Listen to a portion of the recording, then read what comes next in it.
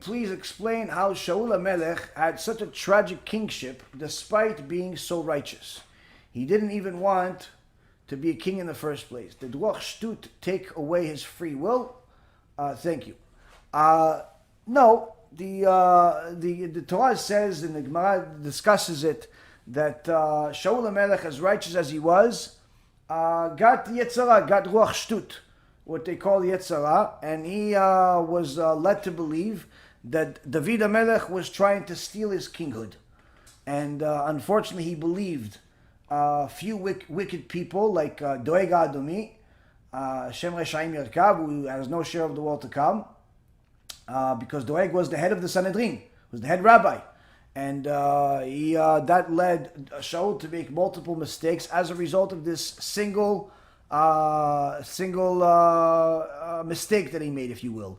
And this is why this led him to make other mistakes, but nonetheless, he's still considered a tzaddik. He still went to Gan Eden. He still has a share of the world to come, next to Shmuel HaNavi. So let's not misunderstand and think that that Shaul was anything less than he was, which is being a tzaddik. But making mistakes, yes, he made mistakes, and he paid for them. But he still was a very, very big tzaddik, and his olam haba is right next to Shmuel HaNavi. As far as the mistakes, that in essence is not only showing that he was, despite being a tzaddik, he's still human. Just like despite being a tzaddik, Moshe is still human. He made, in essence, in his level, he made mistakes. Avraham, in his level, made mistakes. Everybody makes mistakes. So it shows that they're still human. They're not supernatural. But aside from that, it also shows how objective our Torah is to show the good and the bad in everybody.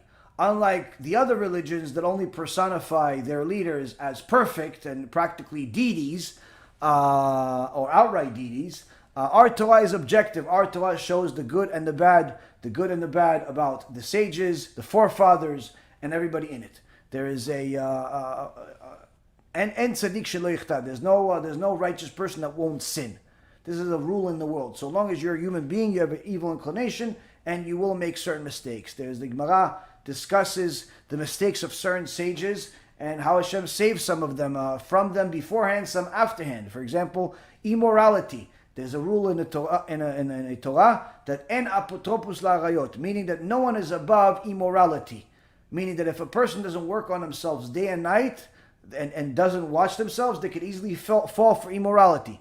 Rabbi Meir Balanes, Rabbi Akiva almost fell for immorality. Both of them, the Yetzirah transformed himself into a very beautiful woman, and they went after those women, literally running after her. Imagine this old tzaddik running after a woman. Yeah, that's what happened. And one of them swam across the river for it, and wanted to go after this woman. And last minute, their Torah protected them, and the Yetzirah transformed back into the Yetzirah that he is, into the Satan that he is, and said to them, if they didn't scream your name in Shamayim saying, Rabbi Akiva or Rabbi Meir Balanes, their Torah is very precious to me. Don't mess with them. I would murder you right now. I would kill you right now for even wanting to sin with this thing that you thought was a woman.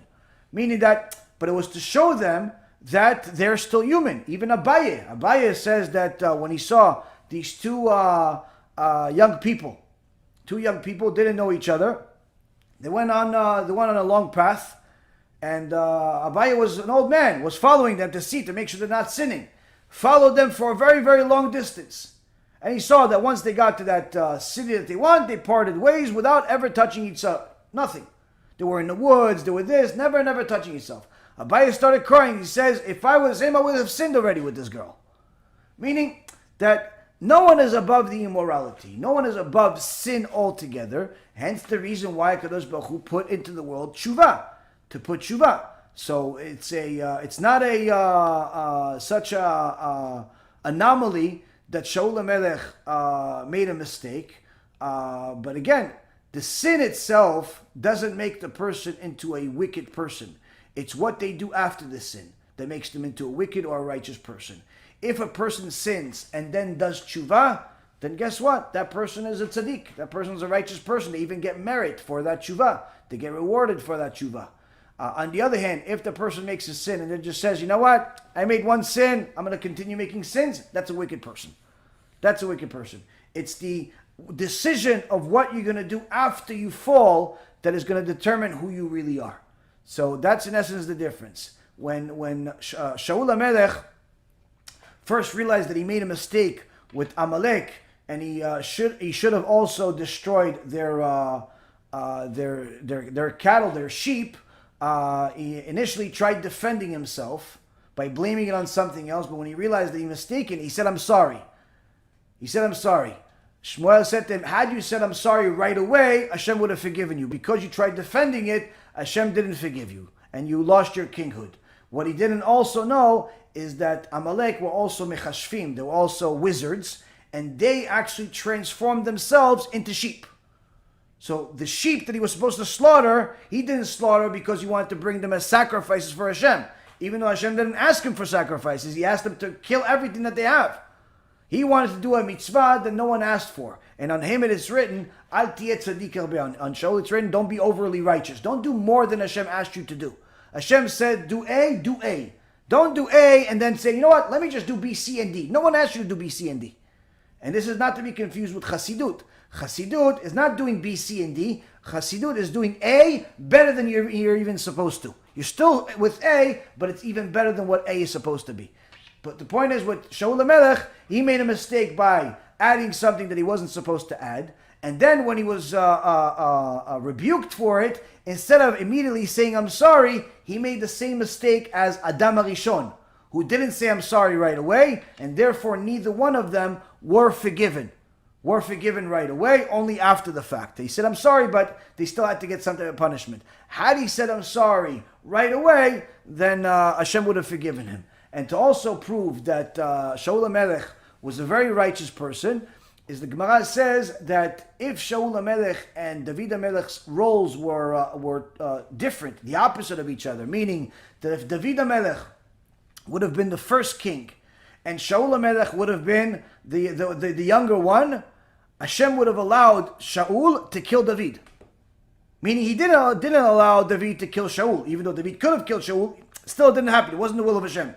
Had it been the opposite, it would have. Shaul was such a righteous person, he would have actually allowed Shaul to kill David. Now, this is again not to compete with Shaul's more righteous, David or Shaul. We have no concept of what righteousness is when it comes to these tzaddikim. But the point being is that Shaul, as righteous as he was fallible, just like all of mankind are. But that's the reason why we rely on a Kadosh Baruch Hu's miraculous creation of allowing us to do tshuva.